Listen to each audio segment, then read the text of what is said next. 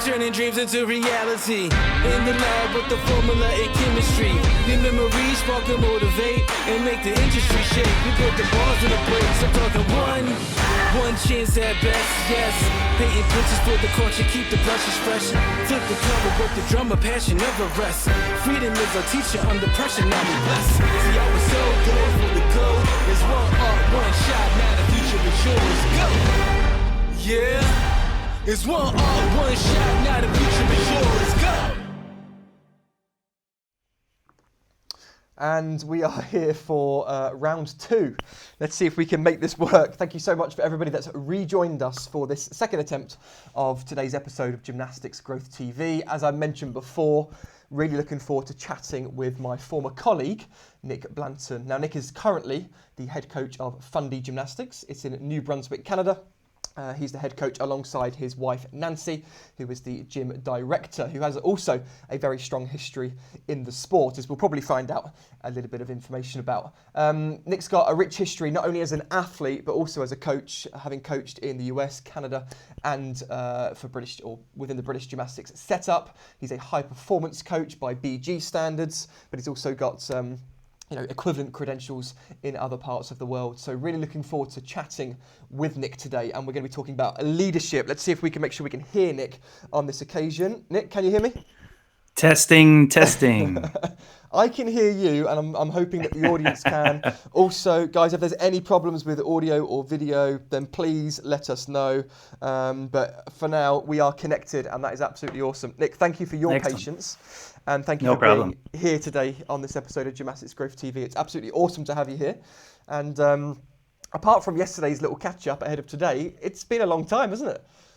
It has been over a decade, that's for sure. And it's always nice to catch up with old colleagues. And you especially, I'm really proud of you and what you're doing with your show. It's spreading coach education for all those coaches out there. So congrats to you, Nick. Thank you, my friend. Means a lot, and it doesn't seem like 10 years ago. I mean, that makes me feel old to be thinking. I've had a few jobs in between then, but yes, excellent. Really, really pleased that you're here, and it seems like you're doing some great work over at Fundy as well. Yes. Why don't you just talk a little bit, just a brief introduction, because obviously you've got rich history, and so has Nancy as well. And there's some kind of interesting facts around that, and some skills that Nancy developed or was the first one to perform. Am I right? Yes, that's right. Actually, she was the first Stalter Tkachev, Rikna in the UK, and she was originally. And it's nice to talk about my wife actually a lot more than me. I just like doing that. She was actually a former member of the Great Britain national squad. She was one of the original Park Rican girls with Colin and Christine. So, and basically our history together is we met in the United States. I was working at a summer camp there, very well-known summer camp, international gymnastics camp. And I'd been there for several years. And Nancy came over on a year sabbatical, and we met there. We married there. I moved to the UK. And kind of fast forward several years now, and I feel like I'm now with a lot more experience under my belt, and just kind of using all the things that I used in growing up in gymnastics, and then also in the UK, and just figuring stuff out for myself. So I found myself in Canada, and now coaching alongside Nance, and Nance runs the gym, and that's kind of a crash course in what we've been doing. So very cool. Fundy, when you first went, am I right in saying it wasn't quite as developed in terms of the structure as what it is now? So you've gone out there and you've really built this kind of structure around the club? Yeah, I was really big in that point in my career, and it seems like it was just yesterday, but it was 8 years ago, where, very often we inherit a program, or we step into a situation that's already developed. There might be success inertia there, and you have this place where you somewhat begin to doubt yourself, and you figure out, have I created this, or helped to create it, or is it something that was going to be created anyways? And to a certain extent, I felt that way, and so I was looking for an opportunity where I could really just test myself and swim in the water without a lifeguard and figure it out. And so we found ourselves in a very small community.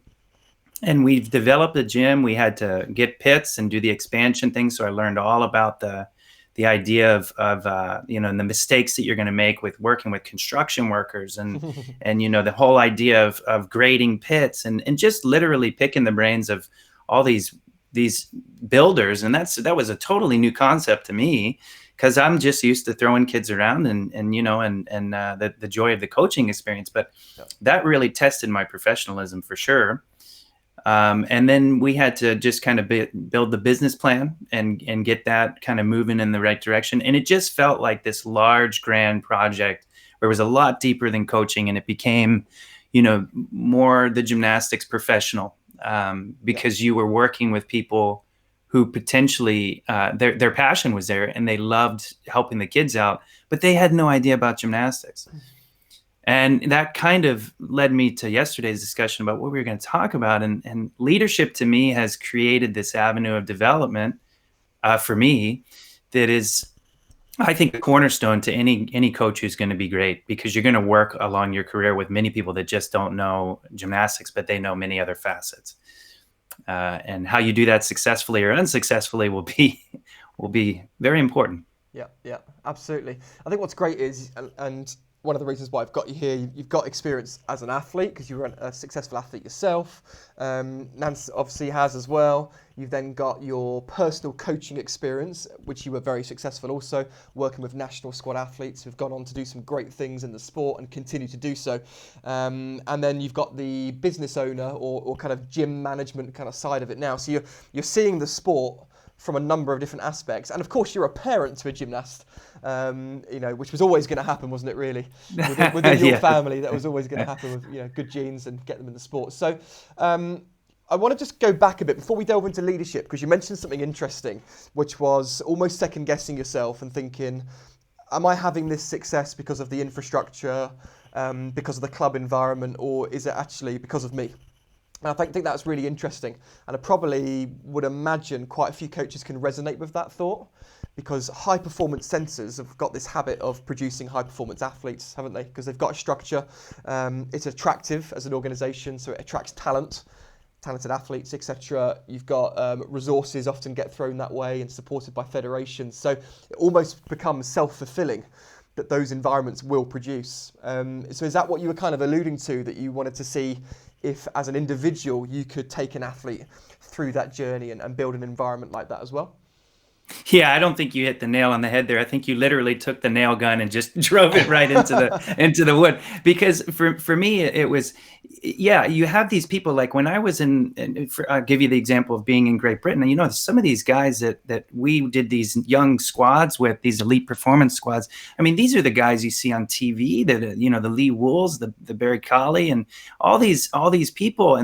And we kind of were in the gym just laughing, having fun together at that time. And they have just gone on to just be amazing pioneers in our sport, and we look up to them. And I just felt, even though we still have a connection together, and it's nice to every now and then, throw a message their way and say, it's an awesome job and stuff. We were in the gym together exploring. And what we did was, we just kind of bounced and fed off each other. And if I needed help with this and whatever, and that was an amazing environment. But you're right, it's almost like this cyclical beast that's going to create no matter what. And I kind of wanted to just challenge myself and say, you know what? And at the time, it sounded a little bit egotistical, and we're going to get into ego for sure with leadership. But I just wanted to figure it out myself alongside Nance. And could I actually prove it to myself? And irrespective of other people's support, and now full circle, I've come around to the fact that I need everybody's support. So it's an amazing journey where 8 years later, you go through this transformation where I wanted to literally prove it to myself. Could I produce something? Yeah. And I'll tell you, from doing that experience, it has made me incredibly more passionate and I have a lot more pride, and I'm humbled for what Nancy and I've been able to at least create here. It may not be a national center. It may not be something that's like, producing Olympians or anything, but what we have is an amazing community that really rallies around my gym. Yeah.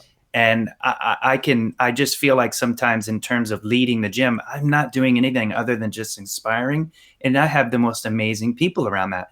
And it feels good to have created that myself alongside Nancy. Yeah, amazing. Well, it sounds like a great journey. And I think sometimes, you do have to come to those conclusions yourself, because you can be told from an external person or a mentor, you should do this, you should do that, you should stay still, you should appreciate the team you've got around you and all these things. But it's really not until you take those steps and you go through that experience that you can fully appreciate things, and the penny kind of drops for yourself. And I think that way you take ownership of your decisions, and you've probably, coaches that follow this same journey, they go through a real experience of true growth and self-awareness. So it sounds like a fantastic journey, and I can certainly resonate with the thought of, can I do this? Like, have I got what it takes? And proving to yourself. So I can, I have those same thoughts. I still do. Leadership then. Let's get into leadership, which is where we're going to try and guide this conversation. And for those that are watching at home or in the sunshine or whatever you're doing, please feel free to drop any comments or questions into the chat area, and we will get round to those at some point. Nick, I'm going to go straight in there. What does leadership mean to you? It's just so multifaceted. I can't even, when I thought about what I was going to actually bring to the table here, because it's such a wide array. I mean, some businesses pay big money to have these leadership consultants come in. And so I wanted to kind of break it down, and it may be a little long-winded, but I broke it down into 10 steps. And essentially what you do is you just take leadership and all the letters in it, and you spell out some of the things that it has. You got to be able to learn. You got to be able to, a consultant is actually one of the most ironic labels that potentially you can be, because I don't know about you, Nick, but if I step into a gym and I'm doing a consultancy or a clinic, anytime that I'm watching, I'm taking notes. So I'm actually learning. I'm not actually giving advice. I'm actually, it's almost like spying in a way. Like I totally get it. Yep. So you're out there actually, even though you're being elicited for advice and you're being elicited for people who maybe consider you a quote unquote expert, in reality, you're actually the opposite. You're actually somebody who's just getting in there. You're a sponge. You may have wrung yourself out and you just need a little bit more water in you. So you go and you search it out. And I think so the number one thing for me in leadership is learn. Okay. And then of course the second letter in leadership is E. And for me, it's ego. I heard a statement several years ago, and it was incredible to me, the idea of ego, because I think we go around and we taught this idea that, no, you shouldn't have an ego, and you can't work with egos because egos are destructive and they're negative. Well, if belief in yourself is not dependent on actual achievement, then what is? What's it dependent on? And I think when you're first beginning, you find this idea that what you've achieved is how you're measured. And that's okay. That's healthy. It's a part of how you're going to proceed. But as you get a little older, your belief actually goes a lot deeper than that. And I think what you need to do, and a good leader does, is they take all these egos and they gel them together. And it's funny because if you have one person who's egotistical, that's negative. But if you have a group of people who are egotistical and driving for the same thing, it's called pride. So you have all these things that you have to, a leader's actually going to take all those egos and just throw them into a pan and make them cook the most amazing meal possible. So ego to me, I don't think is necessarily a negative thing. I just think the leader has to be able to massage it and work through it. Yeah. So then the next idea for me is just being authentic. So if you're spelling out leadership, you have L-E, now we're to A. You need to be authentic. If you and I sat down to play chess, if I copied your moves, eventually you're going to win, because eventually somebody will put somebody in checkmate or check, and you can't actually move. So if you're copying people and you're always on the lookout to do what they're doing, then really you're behind them. So being authentic as a leader is coming across as your own flavor, taking your own experiences and putting them into a product or a belief or a goal and a target that's yours. And so when people feel that, when they feel like, wow, that approach that's a Nick Ruddock approach, and I've never really heard it that way, that's authentic. And that's that to me is an important quality of a leader. Yeah. Yep. Yeah, go ahead. Yeah, let's go. Let's come back. Let's come back to the ego and learn kind of partnership. So I completely agree that ego is necessary. We've all got one. We can't turn it off anyway. So it's not a case of going, you have an ego or you don't. Everybody has an ego. They just manage it in different ways, of course. And, Exactly. I see an ego as being the kind of the social mask, almost how you sometimes want to be perceived by others, but it might not be, coming to your third point, your authentic self. So if someone was to behave in a certain way, it's actually they're not being authentic. It is their ego coming through that they want to represent themselves in a certain way. Within the sporting world, there is a lot of ego, of course, because you kind of need it to be, look at me, I'm about to perform. To walk into an audience, into an arena with tens of thousands of people, to put your arm up and say, look at me, I'm going to do a good job here. There's an element of ego related to that. And as a coach, of course, the competitiveness is linked to that. But you're right, you were basically saying it's about managing ego, isn't it, to make sure that it's channeled in the right direction. So you talked about pride being a great byproduct of ego in a collective environment, so like a team environment, which is quite a nice way of putting it, actually. I haven't thought about that. But yes, that would be about being proud of, I don't know, whether it's the nation that they're wearing on their leotard or whether it's the club or the unity of a team. You're going out there to do your best work. That's right. But I do find that what's interesting is with our athletes, we want them to show off, but with coaches, we don't. So it's like, it's like athletes, show everything you've got, be the best version of yourself, be confident with it, show your true talent. Coaches, oh, no, you're not allowed to do any of that. You have to stop. You can't show talent. You're not allowed to be gifted. You're not allowed to be, you know what I mean? And that's actually a psychology thing, which is almost down to our own egos as individuals and how we become threatened by other people's qualities. So there's so much in ego as a conversation, isn't there? And I think I'm certainly not saying that everyone should be just being egotistical. It does need managing. It's part of emotional intelligence, but it's an interesting topic. It's a very interesting. It sure topic is. Within the One of the things with ego that I found when I worked at IGC, and I worked there for a number of years, and one of my old bosses, I don't necessarily consider him a boss, I consider him a mentor.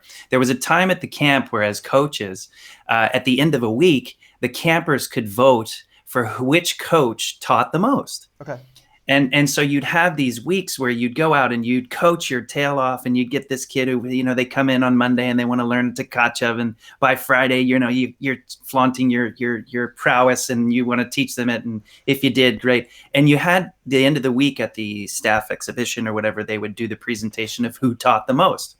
And of course, you want to talk about ego in the frying pan. I mean, it's just literally like we would get these sheets of paper and your name would be at the top with 30 votes. And this person down here would have 1 vote. And, you just walk with your chest puffed out. And I always marveled at how the camp managed that and how they actually created this environment where, and certain times it was wrong. You had people that they'd get frustrated, or they'd get, they're not getting the high level groups and they felt like they were the better coach or whatever. So you did have these roadblocks, but in all, that experience for me personally, was just amazing.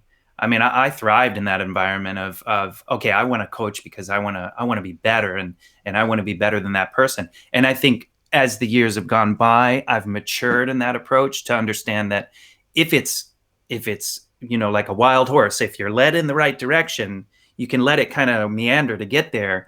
But if you don't point that horse in the right direction, I can get carried away with, for sure. Yeah. What I guess was created there was a level of internal competition in the same way with the athletes. We do that an awful lot in camp environments, leaderboards and this. So I guess there's a right time and a wrong time for everything, isn't there? Again, the same with an athlete. There's a good time to try and make them competitive. There's a time where it's not about that, and it's about just focusing on themselves as an individual and being the best version of themselves, as opposed to beating others. But again, there's all sorts of different approaches and styles, so it's just really interesting having this conversation. So we've got to learn, we've got ego, we've got authenticity. So let's go on to the 4th letter, which is L-E-A. Decisive. Decisive. Okay. Decisive. So for when it comes to leadership, I've been watching on this whole break here a lot of CSI. My wife loves CSI, and if you're watching CSI, it's all about the post-mortem examination, and when they go in and they figure out what happened and they put together all the pieces. And for me, it's, as coaches, we also need to perform pre-mortems. So we need to figure out before things go wrong, what could happen, these what if scenarios. And when you're being decisive, to me, it means as a leader, you're able to decide, okay, this is going wrong, or this could go wrong, and not sitting on the fence. Give a decision and try to get everybody to obviously, buy in, or at least contribute for sure into that decision. But at the end of the day, the buck stops with the leader, because if it didn't, then everybody would become the leader, and then you have no leader. Yeah. So for me, it's being decisive, I think, is an important quality, because that laissez-faire, sitting on the fence stance, it just creates an ability for people that they don't understand where they sit, where they're not, where they don't know where they are. And so being decisive to me is incredibly important. Nice. Yeah, I like that. I actually listed a few qualities myself earlier ahead of this discussion. One of them was decisiveness and conviction. So yes. We are very much aligned on that. Excellent. Right, let's just move on. Let's just keep going. So we're on to E. Yeah. So the second E in the process, we have ego, and now we have example. You got to lead by example. My favorite story, and I heard this so many years ago, was a story about Gandhi, where a lady comes and she brings her son to Gandhi, and she says, I need you to cure my son's sugar habit. And Gandhi says, well, come back in 2 weeks. And the lady says, oh, okay. So she takes her son away, and she comes back in 2 weeks, and she comes to Gandhi and says, okay, I'm ready for my son's sugar habit to be cured. And Gandhi says, okay, I'm ready. And she says, well, why did you make me wait 2 weeks when you could have just told me? And he said, because I have to cure my sugar habit before I could even come to talking to your son about it. And so by the idea of that little kind of idea and story is that we as coaches, we might be telling our athletes to be nice or be calm or be creative. But if you're not that quality, how can they ever lead by example and become that? And so that Gandhi story aside, a practical example of that I guess I remember so vividly was at IGC one time. The camp, the founder there, we're sitting at the camp, and he's talking to me, and he says, Nick, do you want to see how I'm going to get those workers to pick up trash? And the workers were sitting on the benches, and there's a bunch of trash all sitting underneath them, and they were talking and just having a good time, whatever, it's summertime. And so Bruno says, watch how I do this. And this is the owner of the camp. Yeah. He walks right over, he reaches down and picks up the trash right in front of these workers. And he comes right over to me, he throws it in the bin, and he goes, now watch this. And he didn't say a word to the workers, but the workers got up off their tails and they started walking around picking up trash. And he said, that's how you lead by example. You flip that management lid upside down and you begin to do things. So for me personally, if a new coach comes to me and says, I don't want to teach rec, I don't want to teach parent and tot. I'm a high performance coach, and that's not me. I need to be in the arena. Well, I do it every day. Yesterday, I ran 15 kinder gym classes, or kinder gym kids on an online class. It's the most professionally challenging thing I've ever done. Yeah.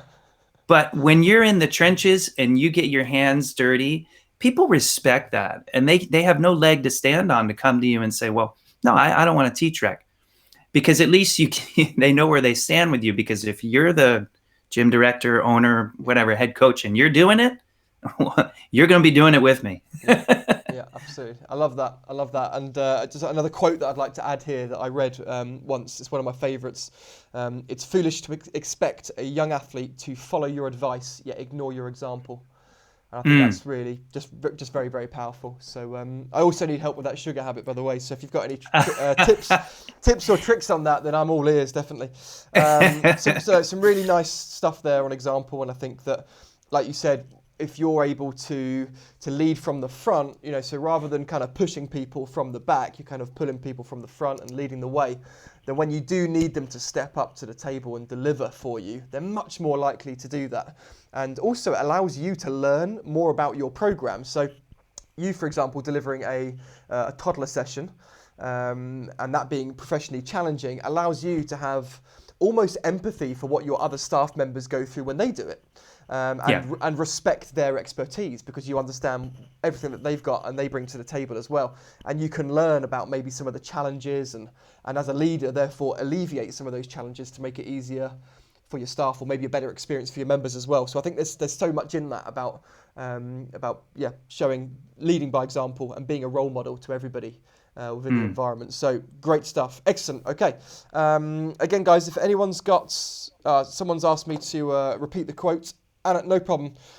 It's foolish to expect a young athlete to follow your advice, yet ignore your example.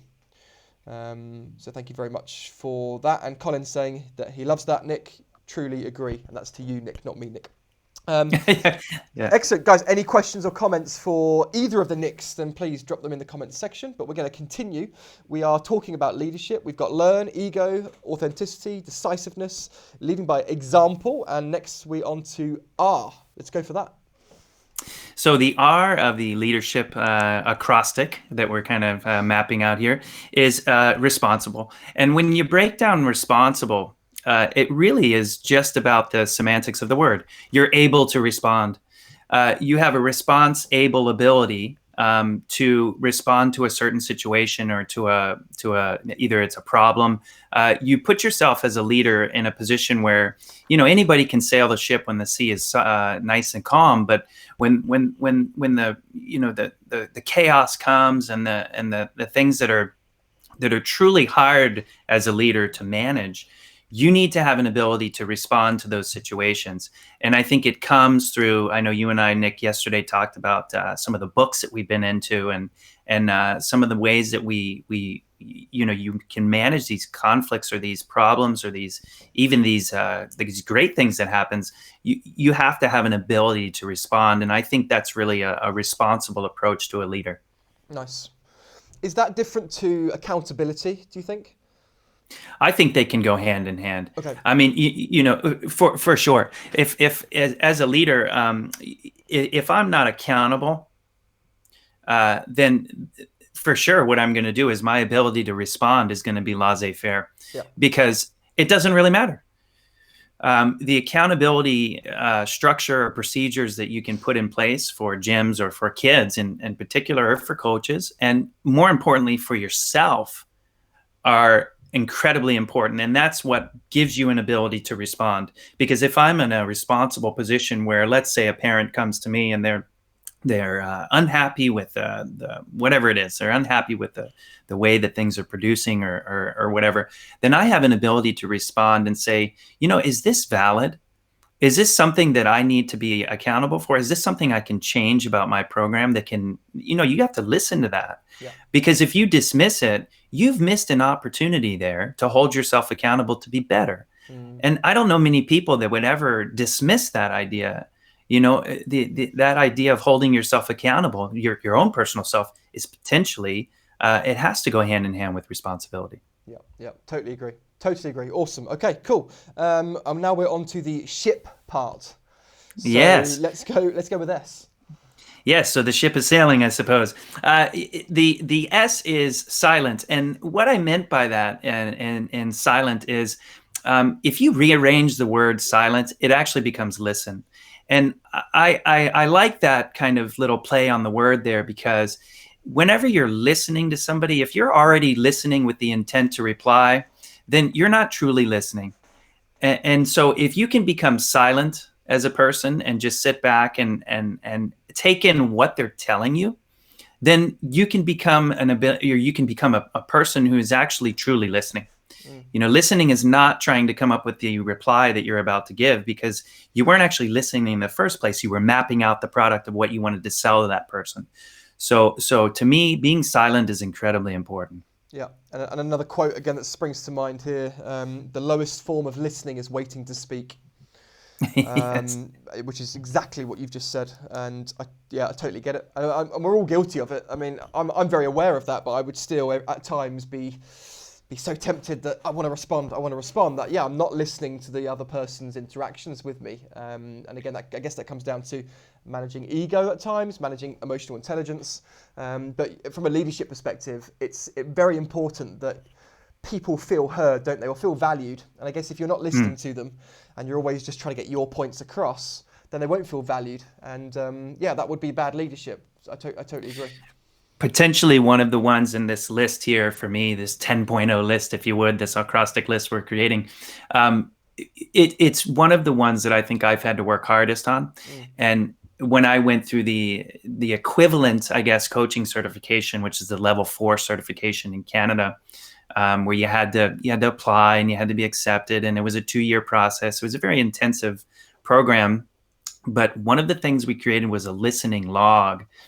And it was a thing where you just consciously thought about each day when you're coaching or you're working alongside your gymnast or with a colleague, or you're talking to a parent or whatever it may be, and just monitoring, are you truly listening? And it was incredible to me, the transformation as I went from, today I responded, I had the response and I wasn't ready to listen to it. And then all of a sudden you had to make a spreadsheet and map it out. And it was really cool. It was really, really an eye-opening experience about that transformation, going from the start of this project of 2 years of then finishing it and becoming certified. Very powerful. Yeah. And I guess it's that awareness piece again. I always say, based on what Tony Robbins would share, first comes awareness, then comes transformation. Like if you're not aware of your behaviors, how much you're responding and listening, then you can't have that transformation. So I guess that exercise was there to increase your awareness, wasn't it, of what you were currently doing versus where you wanted to get to. I'm full of quotes today. You're inspiring me to remember lots of them. And there's another one here. So it's what we already know that prevents us from learning. And obviously when we are talking, we are only able to kind of regurgitate what we already know, or at least what we think is true.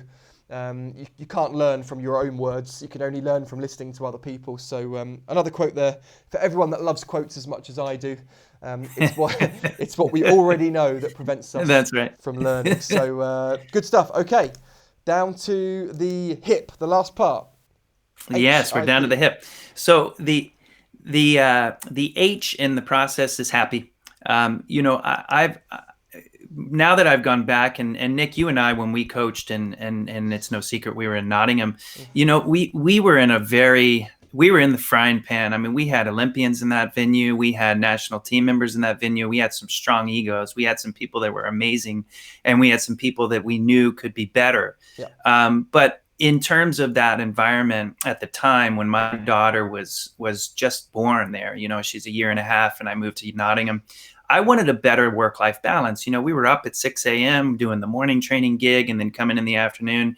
And there was a certain time where, the family dynamic was unhappy.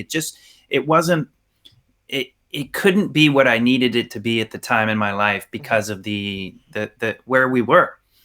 And so the idea of there was a multifaceted reasonings why I had to leave that environment. But one of the ones was I wanted to create a structure for our family that was happy, that I could spend time with our family, and we could create something that was a good work-life balance for us. Of course, it's never perfect, but and so creating happiness, I think, is important for a leader, because there are very few miserable people that you feel inspired by. They may have some great things that push you to do things, or you think back and you're like, wow, I learned a lot in that Nottingham experience.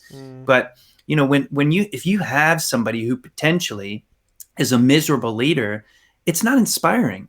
So for me, it's about creating a happy person, and people want to be around a happy person or a civil person. So happy in terms of leadership is an incredibly important quality, I think. Yeah, I totally agree. And I think through emotional contagion, about, emotions are contagious to other people.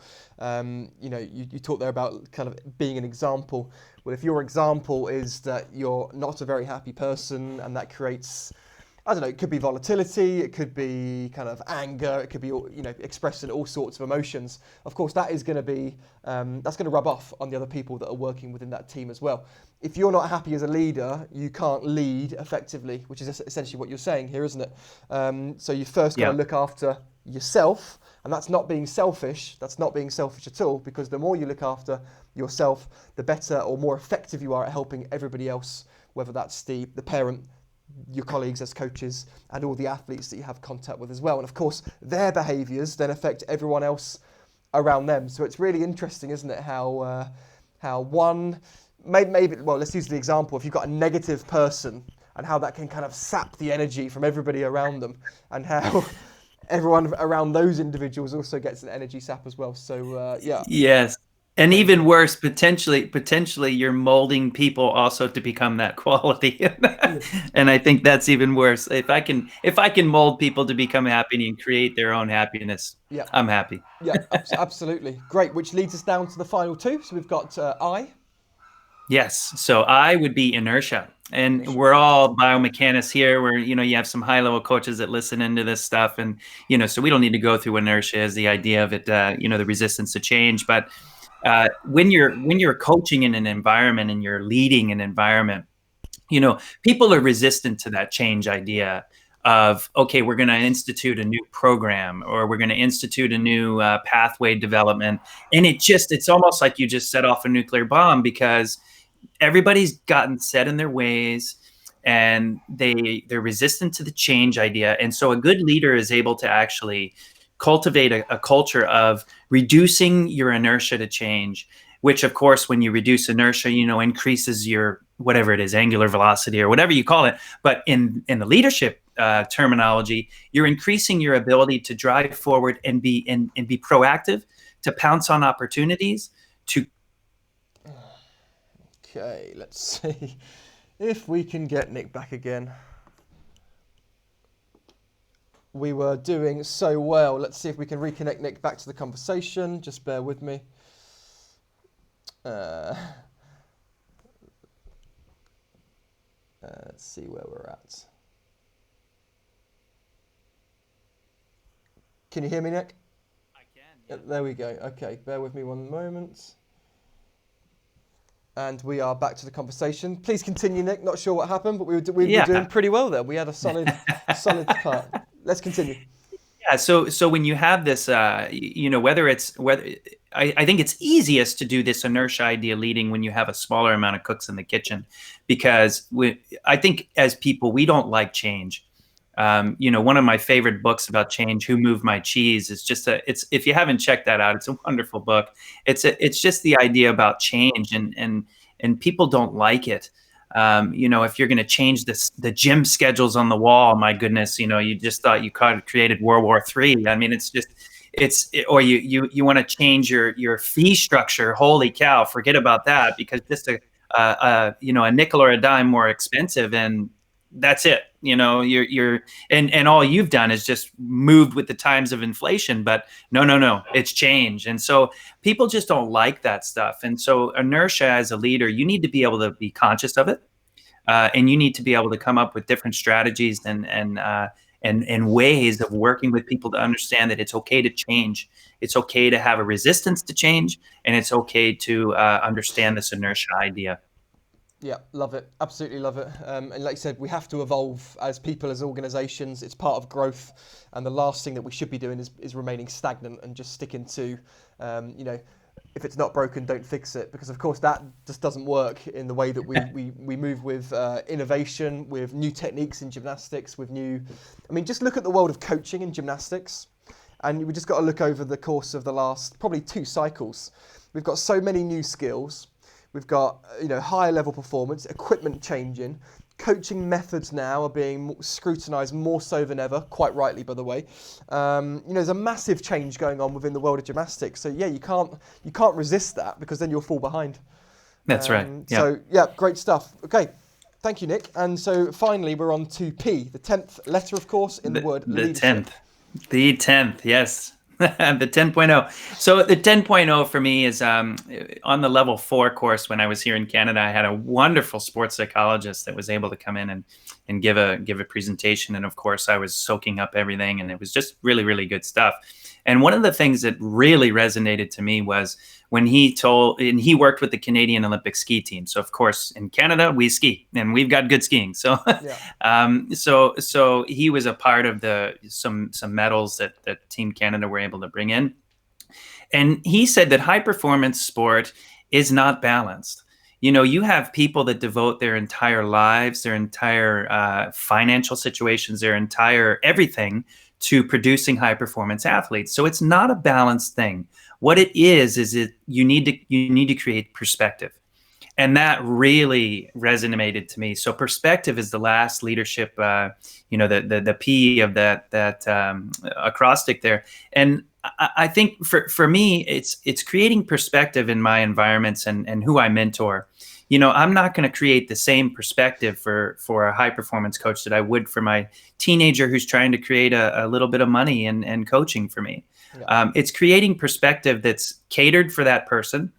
And it's relevant for that person, and it's going to move them forward in a positive light. So if you have a high performing coach, maybe it's saying something like, coach like your life depends on it, but remember, it doesn't depend on it. Yeah. For goodness sakes, we're gymnastics coaches. We're not trying to create a vaccine for an amazingly, destructive virus or anything that could really save lives. We're doing gymnastics here.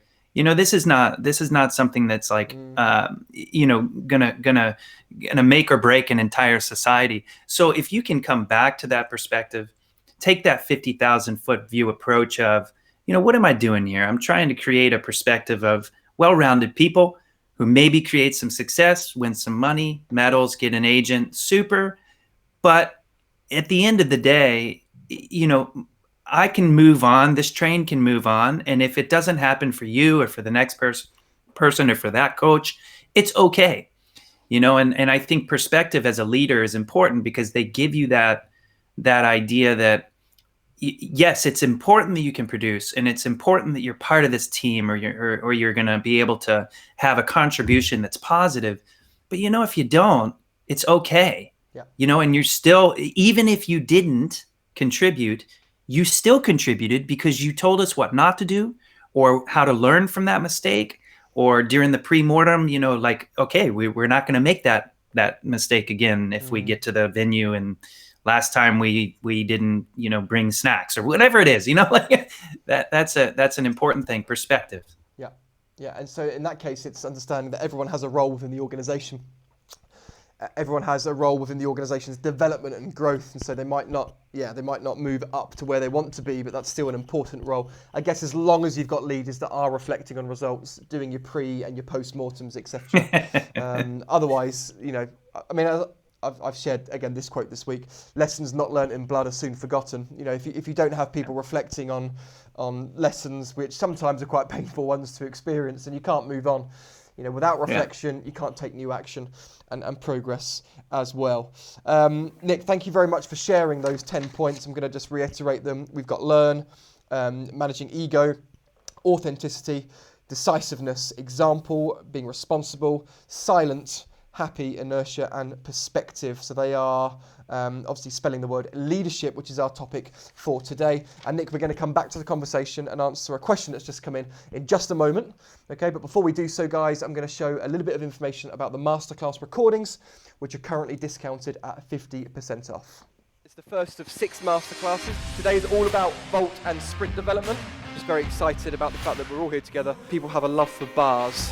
I'm going to certainly demonstrate some of the passive and more active ways in which I would prepare something that's in contact with the floor constantly. Keep that hand close. Don't let me see your ears. Bent knees, closed shoulders, okay? Conversations about how you can take some of these ideas, implement it at home, and improve the level of your athletes. How can we take young athletes and develop them on a high performance pathway? Jodie's been one of the top coaches in the UK, produced multiple athletes on the GB team. We want open chest, we want long spine, so we can create some extra tension on the top half of the hamstring. So the amount of swing that she has coming from the top bar is greater than what she has on the low bar. You're carrying the speed from the round off flick into a takeoff. All you're going to do is send that rotation flying. You can have no chance at all. A bit higher, good. It's all in the same family of movement. There's no need to jam that hip shut. Do you see how knocking out that vestibular system and the eye focus changes how people balance? Stops it from getting boring. There's nothing worse than having a predictable program. But couple that with great energy in the gym, great motivation, high standards, all of that together, that's going to have an impact on your athletes.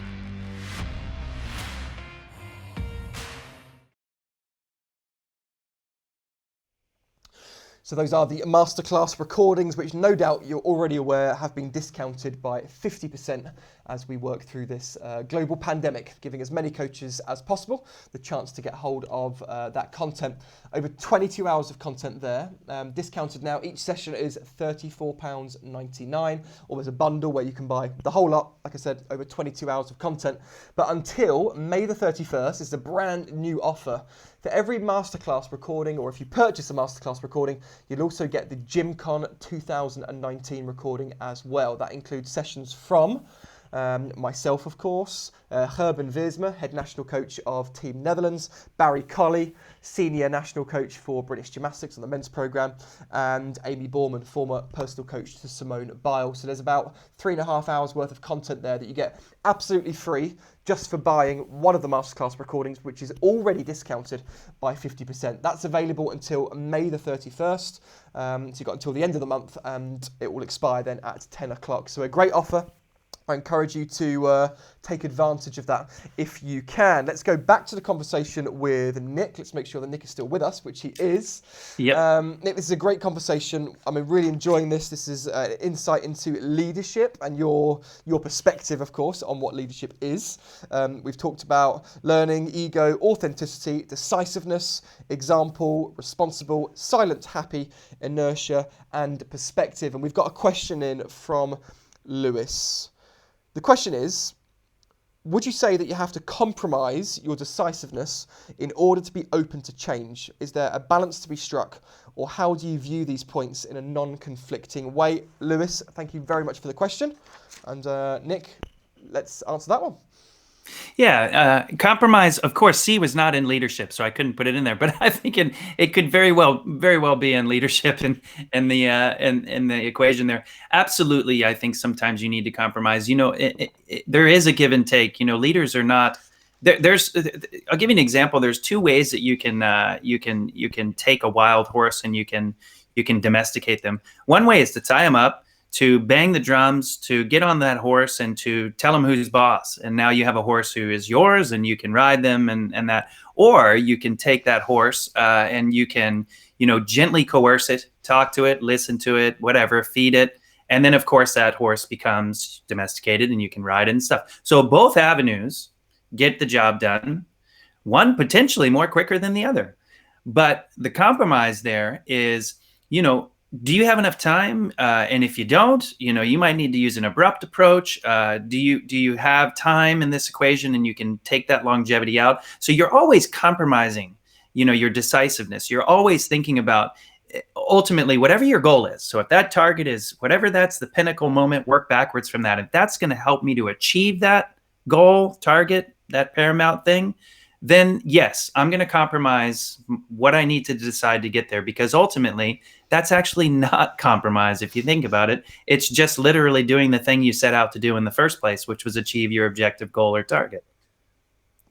Nice. Thank you very much, Nick, for the answer. And thank you again, Lewis, for the question. And if anybody else has any questions, then please feel free to drop them in the comments section. Just while we're waiting for any of those that might happen, maybe it's a good idea to just mention some of the books that we were reading, or we mentioned yesterday. And actually, it's reminded me that I forgot to send you my reading list on that. I've got a couple here. So I've got here, and I've talked about Damien Hughes a lot. He's one of my favourite authors. The 5 Steps to a Winning Mindset. What sport can teach us about great leadership. That is an interesting book. I like that one. Jocko Willink and Leif Babin have talked about here The Dichotomy of Leadership. Great book. And they are probably better known for Extreme Ownership, which is a really good book. An interesting listen as well. I actually listened to Extreme Ownership on Audible. It's Your Ship is a fantastic leadership book as well. You've mentioned Who Moved My Cheese, Nick? Yes. Any others that you want to kind of throw in there? And maybe anyone that's listening might have some great books on leadership as well that they want to throw in here. Oh, my one of my favorites is The 7 Habits of highly successful people. Yeah. I mean, that's just a go-to. It's an amazing reference. I'll read that again and again and check that out. That's one that I found a lot of inspiration from, influenced by. Another one, The Obstacle is the Way. Hugely great in terms of giving real life examples of certain people in history that have become great leaders, what they went through. super book. That one I highly recommend. Ego is the Enemy, another very good one. That one I've actually just recently kind of delved into, so that's been a good one. Nice. One of my other favorites actually to add in here is The Leader Who Had No Title. That is from Robin Sharma, who's one of my favorite kind of authors and thought leaders, if you like. And actually, he's from Nova Scotia, Canada, I believe. Yes. Halifax. So yeah, Robin Sharma, The Leader Who Had No Title. And what that book is referring to is that everyone should demonstrate leadership. So leadership is not something that only one person in the organization demonstrates. It's top to bottom or bottom to top. The athlete, the parents, the coaches, like, doesn't matter what your title is, as this book title suggests. Everyone is responsible for demonstrating leadership. Leadership is a choice. Leadership is a behavior. It's not a job title, which is why the title of the book is The Leader Who Had No Title. So be worth checking that one out as well. Nick, we don't have any other questions, and I think it brings us down to a nice natural conclusion to the end of the conversation anyway. And I think I know you've provided an awful lot of value here. So just want to thank you for taking the time out to share your perspective on leadership. I think it's fantastic. Clearly working for you. In fact, before we go then, actually, let me throw this one in here. I've written this one down. Can you teach it? Can you teach leadership, or do you think that it's innate within people? It's a super question. You got a good one there. I think you can't teach it, because teach implies that you might have a final product. Okay. And so you might be done. I don't think that's a possibility. I think leadership is an organic creature that you cultivate within yourself and that you spread to other people. And so I don't necessarily think that in this circumstance, you can have a final product, because the minute that you find that you're a great leader, you're going to have to adapt to become a better leader when this new problem, this new situation arises. So it is not a final product. What it is it's a conscious awareness amongst people about how they are, and in relation to our conversation, how we conduct ourselves in the gym, out of the gym, and how that relates to our gymnasts, our parents who contribute, our not-for-profit clubs, our federations, and our FIG academies, our technical committees, and all of that leadership idea is learned together, and it's not necessarily a teach idea with a final product. Very cool. I love it. Great perspective. Thank you very much for sharing. And we've got plenty of praise coming in here for people saying how grateful they are for this discussion. So again, thank you, Nick, for sharing this. Really, really good. You've been very generous with your time, and it's just good to catch up. It's really good to catch up. And I have to say, I miss you. Talking about energy. I mean, we're talking 10 years ago, but one thing that I always took from watching you coach was you were very inspiring. I mean, you had a great relationship with the athletes, and you were very inspiring in terms of your delivery. Great amounts of energy in the gym, and very, very nice to be around in the gym. I learned a lot from you. So thank you. Thank you for that. I appreciate you. I appreciate you taking the time out to be here today, and thanks for being so open with your knowledge. Much appreciated. Yeah, thank you, Nick, and I appreciate it, and all the best with your journey with this new gig that you're doing. And I am proud of you. You're doing a good job. Thank you, buddy. And we'll make sure we reconnect again. Yeah, absolutely. Thank you very much. And thank you to everybody else that is watching this. I'm sure you found that a really valuable insight into leadership. I know I certainly did. So thank you once again to Nick. But thanks for you guys for being here and supporting this content by watching it. I should have mentioned this at the start, but if you could share it, it would be great, because of course Nick's leadership lessons will be reaching more people. So if you could hit the share button before we close down, I would be very, very grateful for that. I'm just going to show a little bit of information about the Gymnastics Growth Academy. I'm sure many of you are already aware of the program. It's my relatively new membership and mentorship program, and we've got coaches from over 20 countries now engaged with the program and learning every single week on a variety of different topics as well. So we're going to come back after this, but here's just a quick video, a bit of information about the Gymnastics Growth Academy. Are you keeping a watchful eye on your athletes' adaptations? This is a program that your athletes will perform every single training day and is used to develop their level of baseline conditioning. We want the shoulders to be open. That's it, very good. The body nice and long, that's good. We're trying to isolate the top of the back, build the pyramid of preparation. The higher the skill level, the more unstable the tower or the athlete will become. I'm giving you the recipe, you just need to choose the ingredients. That might be an element, it might be a routine. From here, find your chest. This is connection drill. We want the athlete to have a really balanced push and pull ratio. And we are live. Welcome to the Gymnastics Growth Academy live broadcast. Be the best version of you because that's all you can control. Cast to handstand, upper body weight transfer, 8 and 15 repetitions. He's sickling in this foot. Make sure that's clean and classy. 9 and rest, good. So our job as coaches is to ensure the athlete fulfills their long-term potential. Anything is learnable, and that's what this academy is about. Just commit to being the best version of yourself possible. Until next time, raise your standards.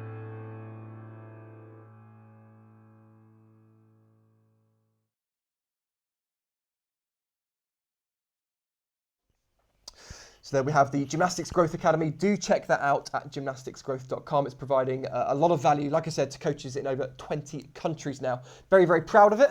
We've got plenty of the community members watching this right now. So thanks to you all. Looking forward to releasing more content into there over the next couple of days. But for now, we are done.